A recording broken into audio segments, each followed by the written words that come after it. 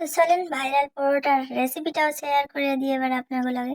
তো এই দেখেন, পরোটার জন্য ময়দা খান 1 ঘন্টা যাবত ঢাকা দিয়ে ভালো করে মাখিয়ে নরম নরম করে মাখিয়ে ঢাকা চাপা দিয়ে রাখছিলাম। এর মধ্যে দিয়েছিলাম মাখার আগে লবণ, তেল, টক দই আর গরম জল, এই সব কিছু দিয়া ময়দাটারে, আটা নয় কিন্তু এটা একেবারে ময়দা, ভালো করে মাখিয়ে রাখছিলাম।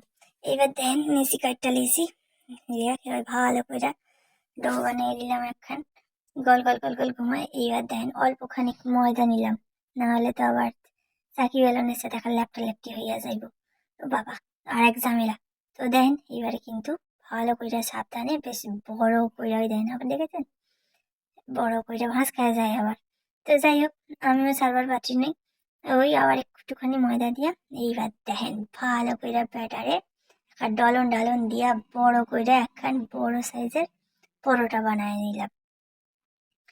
ও যত ভাঁজ খাবে আমি ওরে তত ভালো করে বেলতে লাগবো।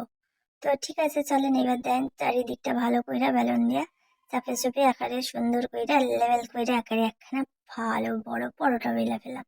এই দেখেন, দেখছেন পকেট পরোটা বেলা রেডি।